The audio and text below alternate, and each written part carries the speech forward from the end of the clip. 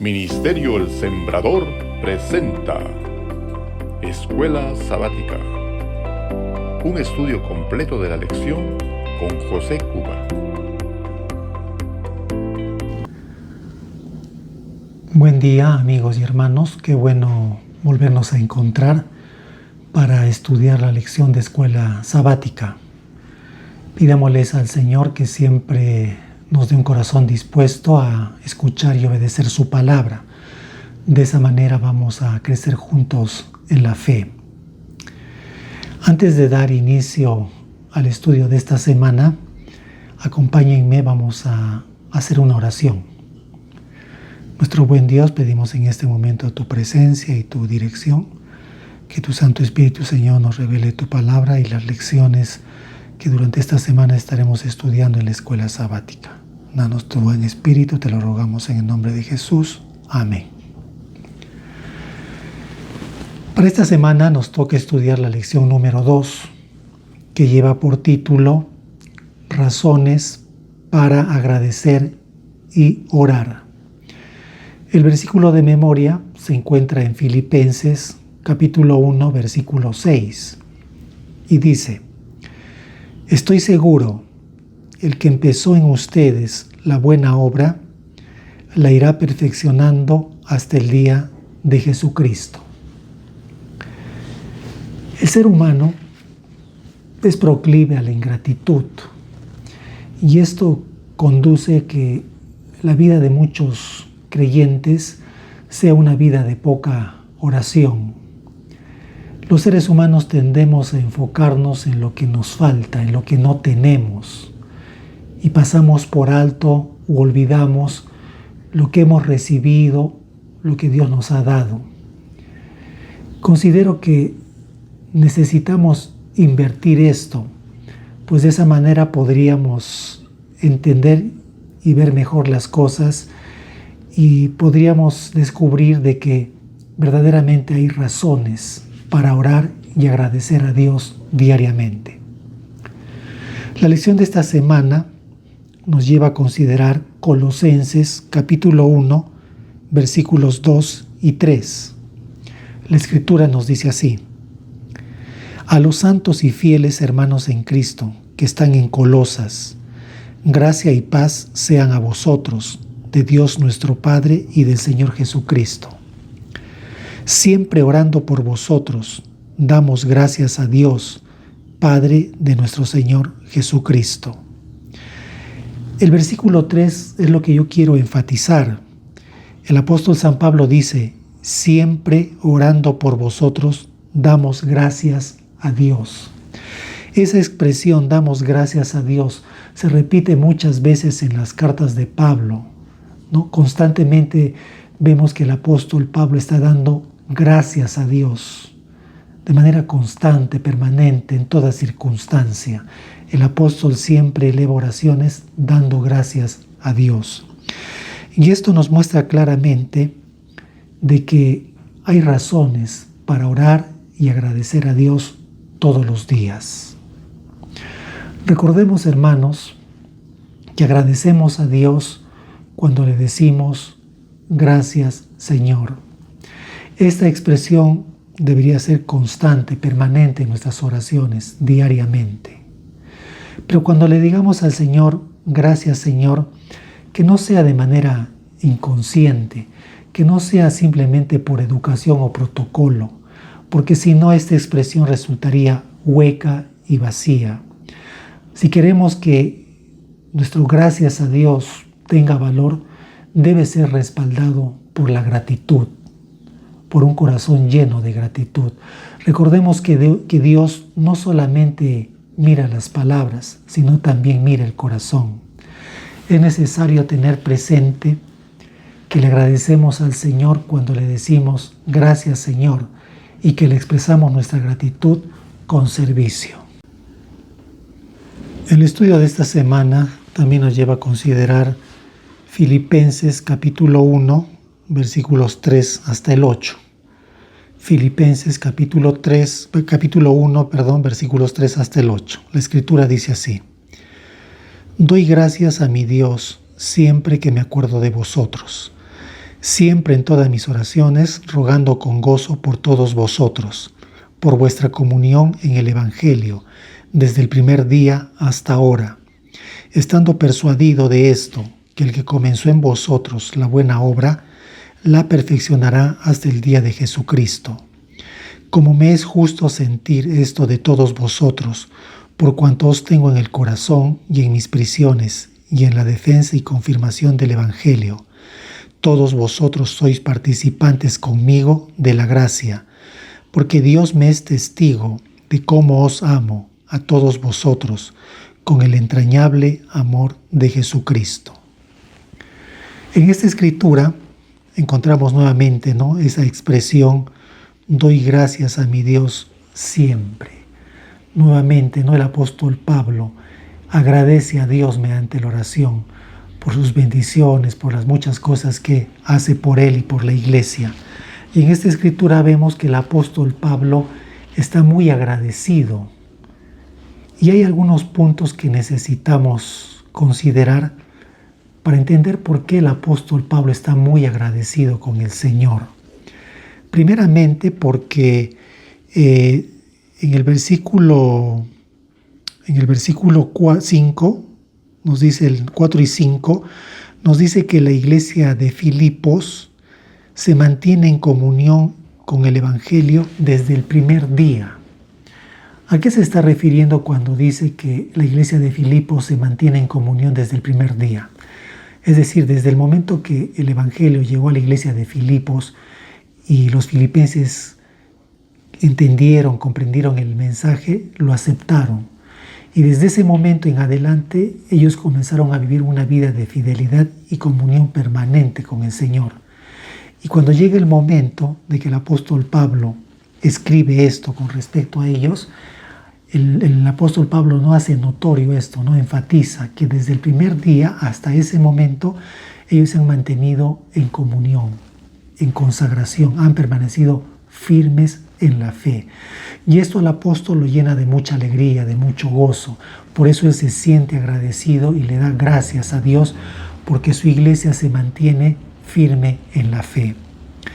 Hay otro punto también que hay que considerar en esta escritura y eso se encuentra en el versículo 7, donde el apóstol le dice a la iglesia: todos vosotros sois participantes conmigo de la gracia. ¿Por qué es importante esto que el apóstol Pablo menciona? Notemos, Pablo se siente agradecido y señala claramente que él está muy contento porque la iglesia de Filipos está participando con él de la gracia de Dios. ¿Por qué es importante esto? Porque es la gracia de Dios la que nos permite comprender el Evangelio y nos ayuda a poder aceptar la verdad. La gracia de Dios es importante porque nos habilita para vivir la vida cristiana. La gracia de Dios es la que nos transforma y nos da ese carácter que necesitamos para el reino de los cielos, nos da idoneidad. También la gracia es esencial porque nos sostiene, desde nuestro hombre interior, en aquellos momentos, sobre todo cuando la fuerza humana resulta insuficiente. Por eso que el apóstol Pablo se siente muy agradecido porque la iglesia está participando de la gracia. Pero hay otro punto también que el apóstol Pablo menciona y eso se encuentra en el versículo 6. Él dice así: estando persuadido de esto, que el que comenzó en vosotros la buena obra, la perfeccionará hasta el día de Jesucristo. Pablo está convencido, dice, que el que comenzó en ustedes, dice, la buena obra, él la va a perfeccionar, la va a concluir hasta el día de Jesucristo.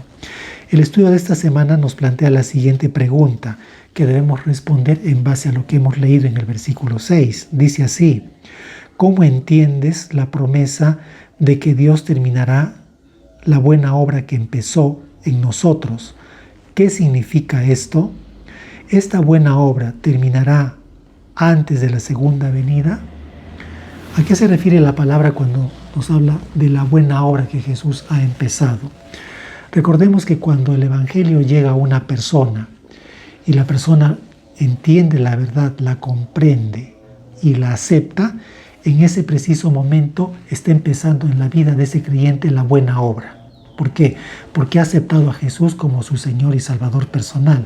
Entonces en ese momento ha pasado por la experiencia de la conversión, donde la vida pasada es perdonada, el ser humano es habilitado para vivir de acuerdo a la voluntad de Dios. Jesús allí comienza la buena obra en nosotros. ¿Por qué se le llama la buena obra? Porque recordemos, antes de nuestra conversión, lo único que se manifiesta en nuestra vida es la naturaleza pecaminosa. Y esa naturaleza pecaminosa es un obstáculo, un impedimento para que podamos llegar al reino de los cielos. Por eso es necesario que Jesús empiece la buena obra en nosotros. Y Jesús la va a concluir la buena obra. Y en esa buena obra lo que el Señor hace es santificar nuestra vida. Empieza con la conversión y termina con la santificación. Pero para que Jesús pueda terminar esta buena obra, necesita de nuestra colaboración. Eso es lo que dice Pablo en 1 Corintios capítulo 3, versículo 9. Es decir, es necesario cooperar con Dios para que el Señor, que empezó en nosotros la buena obra, la pueda concluir. Ahora, la lección de esta semana dice, ¿no? Si esta buena obra va a terminar antes de la segunda venida, si debe terminar antes de su segunda venida. Y yo para esto quiero tomar como ejemplo lo referente al apóstol Pablo. La palabra nos dice, por ejemplo, en Hechos capítulo 9, vamos a leer Hechos capítulo 9, versículos 17 al 18. Dice así: Entonces Ananías entró en la casa y poniendo sobre él las manos dijo: Hermano Saulo, el Señor Jesús que se te apareció en el camino por donde venías, me ha enviado para que recibas la vista y seas lleno del Espíritu Santo. Al momento le cayeron de los ojos como escamas y recibió al instante la vista y levantándose fue bautizado. Aquí nos está hablando del día cuando Pablo no tuvo una experiencia sobrenatural con el Señor Jesús. Él estuvo por 3 días ciego y después milagrosamente recobró la vista. Allí Pablo pasó por la experiencia de la conversión. Dice que él fue bautizado. Y fue en ese momento que en la vida de Pablo se inició la buena obra. A partir de ese momento en adelante, lo que a Pablo le tocaba era pasar por un proceso que la Biblia llama santificación. Y ese proceso de santificación consiste en que todas nuestras tendencias pecaminosas sean eliminadas hasta que podamos llegar a la estatura del varón perfecto que es en Cristo Jesús. Eso lo señala Efesios capítulo 4, versículo 13. Pero hay una cosa interesante que el apóstol Pablo menciona, y eso se encuentra en Filipenses capítulo 3, versículos 12 al 14. Dice así: Filipenses capítulo 3, versículos 12 al 14. Lo voy a leer. Pablo dijo mucho tiempo después de su conversión lo siguiente: no que lo haya alcanzado ya, ni que ya sea perfecto, sino que prosigo por ver si logro hacer aquello por lo cual fui también asido por Cristo Jesús. Después de su conversión, Pablo, mucho tiempo después, él dice claramente, ¿no?, que todavía no se ha concluido en él la buena obra, todavía no ha terminado en él la buena obra, él todavía está en un proceso de transformación. Entonces notemos que la buena obra es un proceso, mis hermanos, empieza con la conversión y debe terminar con la santificación completada en nuestra vida. Pero noten ahora lo que el apóstol San Pablo dice mucho tiempo después, y eso lo menciona en 2 Timoteo 4:7. La palabra dice así, voy a leerlo: he peleado la buena batalla, he acabado la carrera, he guardado la fe. Por lo demás me está guardada la corona de justicia, la cual me dará el Señor, juez justo, en aquel día, y no solamente a mí, sino también a todos los que aman su venida. Mucho tiempo después, ahora el apóstol se expresa de manera diferente. Nos dice que ya ha acabado la carrera, ha peleado la buena batalla de la fe. Es decir, la buena obra que Jesús empezó en su vida ha sido concluida. ¿Qué significa esto? Que el apóstol San Pablo ha llegado a la estatura del varón perfecto. San Pablo ha alcanzado el estado de santidad, condición requerida para entrar al reino de los cielos. Entonces es evidente, hermanos, que la buena obra es un proceso que debe concluir, debe terminarse en la vida del creyente antes del segundo advenimiento de Jesús. Y para que esto quede un poco más claro y no haya dudas al respecto, vamos a ir a Hebreos, capítulo 9, versículo 28. Y esto creo que se dirige para la iglesia. Fíjense lo que nos dice Hebreos 9, 28. Dice así. Hebreos capítulo 9, versículo 28. Nos dice: así también Cristo fue ofrecido una sola vez para llevar los pecados de muchos, y aparecerá por segunda vez sin relación con el pecado para salvar a los que le esperan. Aquí la palabra dice que Jesús volverá por segunda vez. ¿Pero para qué vendrá? Uno de sus propósitos es para llevarse a su pueblo, aquellos que lo esperan y aman su venida. ¿Quiénes son aquellos que lo esperan? Aquellos en cuyas vidas se ha iniciado la buena obra. Aquellos que están pasando por ese proceso de santificación. Por ellos viene Jesús. Pero fíjense lo que la palabra de Dios ahora nos dice en Efesios capítulo 5, versículos 27. Dice así: a fin de presentársela a sí mismo una iglesia gloriosa, que no tuviese mancha, ni arruga, ni cosa semejante, sino que fuese santa y sin mancha. Jesús viene por segunda vez para llevarse con él a quienes lo esperan. Pero en esta escritura dice que cuando él venga a llevarse a quienes están esperando su segundo advenimiento, o sea, con referencia a su iglesia, dice que a su iglesia él la va a presentar a sí mismo como una iglesia que no tenga arruga ni mancha y que sea santa. O sea, quiere decir esto, hermanos, que cuando Cristo venga, la iglesia ya debe estar en un estado de santidad. Es decir, debe haberse concluido en ella la buena obra. Y esto queda confirmado cuando vamos a Hebreos capítulo 12, versículo 14. ¿Qué nos dice Hebreos 12, 14? Dice así: seguid la paz con todos y la santidad, sin la cual nadie verá al Señor. La palabra es clara. Acá dice que la condición para mirar al Señor y poder ser trasladados al reino de los cielos es la santidad.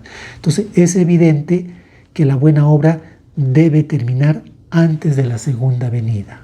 Entonces aquellos que predican que esto no es así, realmente están haciéndole hablar a la Escritura algo que no enseña. Así es que tengamos cuidado con las falsas doctrinas.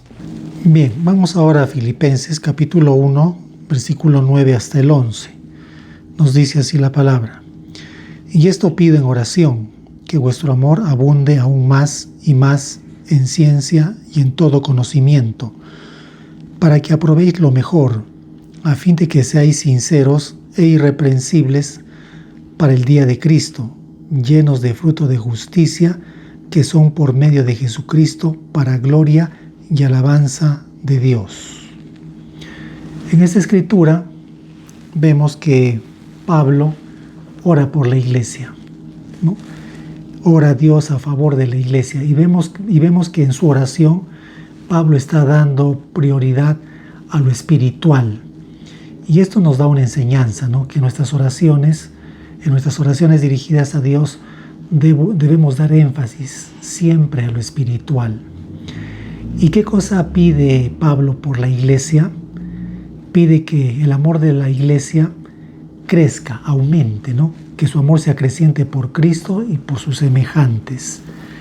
Y para eso también Pablo pide que la iglesia crezca, aumente su conocimiento, ¿no? Ora para que el Señor le dé mayor conocimiento de la palabra.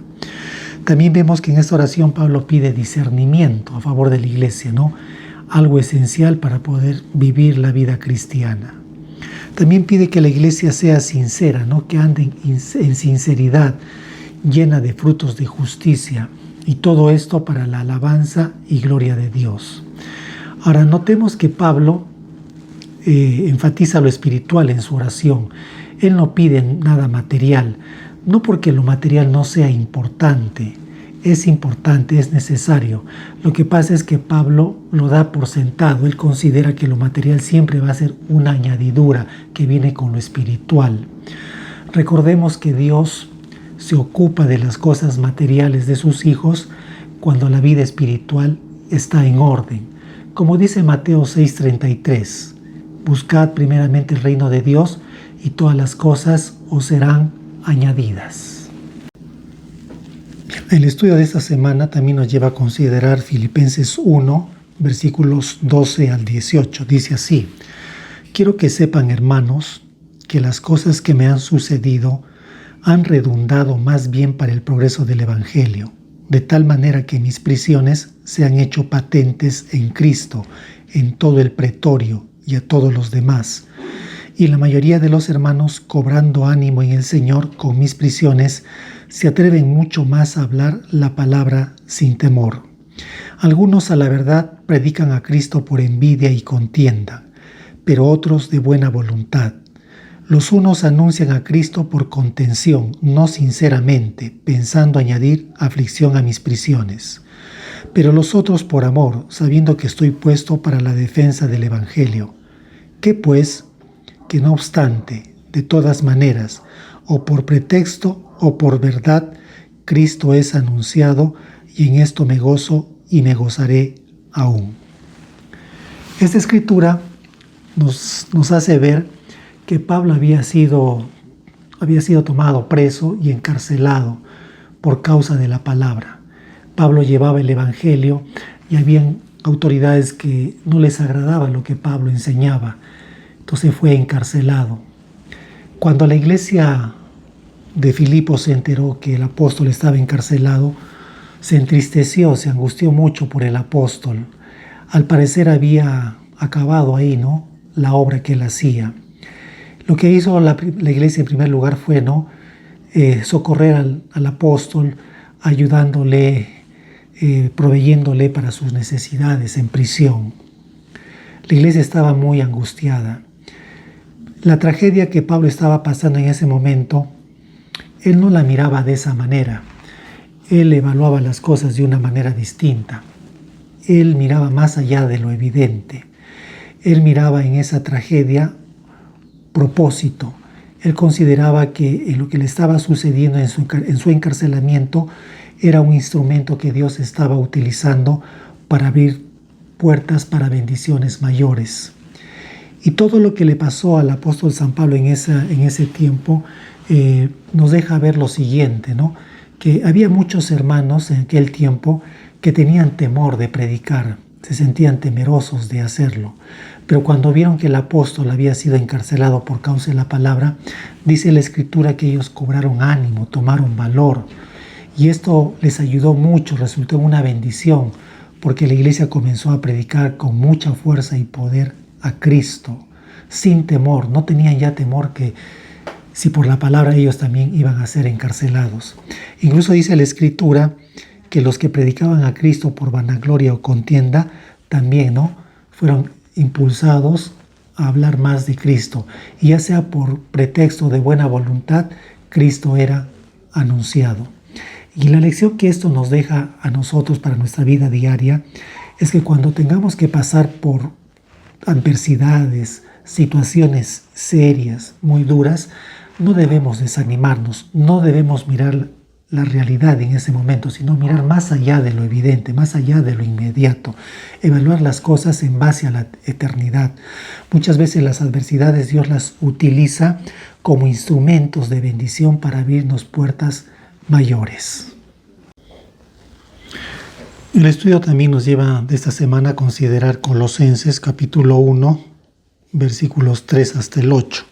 Dice así: siempre orando por vosotros, damos gracias a Dios, Padre de nuestro Señor Jesucristo, habiendo oído de vuestra fe en Cristo Jesús y del amor que tenéis a todos los santos, a causa de la esperanza que está guardada en los cielos, de la cual ya habéis oído por la palabra verdadera del Evangelio, que ha llegado hasta vosotros, así como a todo el mundo, y lleva fruto y crece también en vosotros, desde el día que oísteis y conocisteis la gracia de Dios en verdad, como lo habéis aprendido de Epafras, nuestro consiervo amado, que es un fiel ministro de Cristo para vosotros, quien también nos ha declarado vuestro amor en el Espíritu. Nuevamente acá vemos que el apóstol Pablo ora por la iglesia de Colosas. Él expresa su agradecimiento al Señor. Pablo está muy agradecido porque en la iglesia de Colosas se ve tres evidencias. ¿No? Hay tres cosas que la iglesia ha recibido de Dios y él las menciona. Son la fe, el amor y la esperanza. Y Pablo se siente muy agradecido, agradece a Dios porque la iglesia ha recibido estos dones de parte de Dios.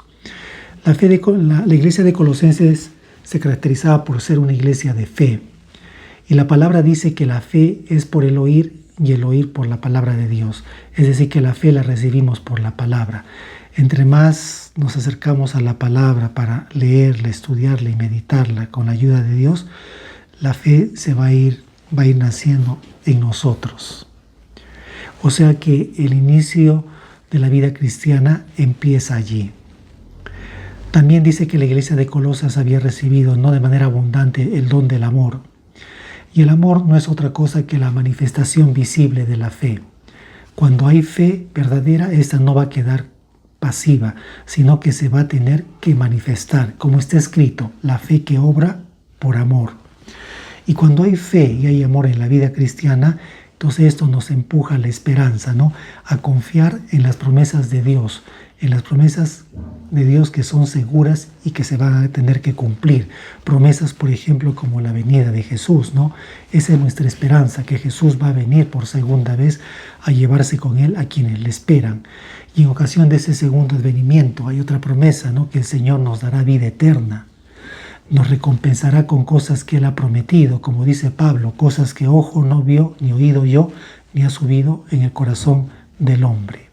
Recordemos que Dios le concede estas cosas a su iglesia, a su pueblo, cuando su pueblo responde en fe a lo que el Señor le ofrece. Bien, la lección también nos lleva a considerar Colosenses capítulo 1, versículos 9 hasta el 12. Dice así, por lo cual... Bien, la lección también nos lleva a considerar Colosenses capítulo 1, versículos 9 hasta el 12. Dice así, por lo cual también nosotros, desde el día que lo oímos, no cesamos de orar por vosotros y de pedir que seáis llenos del conocimiento de su voluntad, en toda sabiduría e inteligencia espiritual, para que andéis como es digno del Señor, agradándole en todo, llevando fruto en toda buena obra, y creciendo en el conocimiento de Dios, fortalecidos con todo poder conforme a la potencia de su gloria, para toda paciencia y longanimidad. Así como el apóstol San Pablo oró por los filipenses, ahora en esta escritura vemos que el apóstol San Pablo ora por los colosenses. Y Pablo en su oración da prioridad a las cosas espirituales. Para él era siempre lo más importante lo espiritual, porque él consideraba que lo material siempre era una añadidura que venía junto con lo espiritual. Y en esta escritura vemos que el apóstol San Pablo ora a Dios, le da gracias, pide por la iglesia que reciba sabiduría, es decir, que reciba ese don que le va a permitir a la iglesia discernir qué es lo bueno y qué es lo malo. Y Pablo ora por este don, ¿no? Porque la iglesia reciba sabiduría. También Pablo ora para que la iglesia reciba inteligencia espiritual. Es otro don, ¿no? Que nos permite aplicar en la realidad, en cada circunstancia, la sabiduría conforme a la voluntad de Dios. También el apóstol Pablo ora para que la iglesia ande como es digna del Señor. Pues sabe Pablo que si la iglesia anda como es digno del Señor, la iglesia va a dar frutos que van a ser para la alabanza y gloria de Dios. Y aquí hay un punto importante que Pablo enfatiza, ¿no? Ora para que la iglesia reciba poder. Y cuando habla de poder, se está refiriendo a la gracia, pues recordemos que la Escritura dice, bástate mi gracia porque mi poder se perfecciona en la debilidad. Y es esencial la gracia para poder vivir la vida cristiana, pues es la gracia la que nos sostiene en esos momentos cuando las fuerzas humanas resultan insuficientes. Durante esta semana hemos podido ver por la lección que hay motivos para agradecer a Dios y orar siempre. El problema de nosotros los seres humanos es que nos enfocamos demasiado en las cosas que no tenemos, en lo que nos falta, y olvidamos y pasamos por alto lo que Dios nos ha dado, lo que ya hemos recibido. Si nos enfocáramos más en lo que Dios hace por nosotros diariamente, habría más motivos para agradecer y orar a Dios. También hemos visto otra cosa, ¿no? Que cuando vienen adversidades no debemos desanimarnos. Debemos evaluarlas e interpretarlas de una manera diferente, como lo hacía Pablo. Pablo miraba en ellas propósito, él las evaluaba mirando más allá de lo evidente. Él miraba en las adversidades instrumentos que Dios utilizaba para abrir otras puertas, para recibir bendiciones mayores. Que esta lección pueda ayudarnos a reflexionar y a poder vivir nuestra experiencia cristiana de manera muy semejante a la manera como vivió el apóstol San Pablo. Quiero invitarte ahora, no te olvides, suscríbete a nuestro canal, danos un like, comparte nuestras publicaciones. Si tienes el deseo de compartir algo con nosotros, hazlo. Si te gustaría que tratemos sobre algún determinado tema, háznoslo saber. Gustosos estaremos respondiendo a tu petición. Deseo que tengas un bonito día y nos volvemos a reencontrar la próxima semana.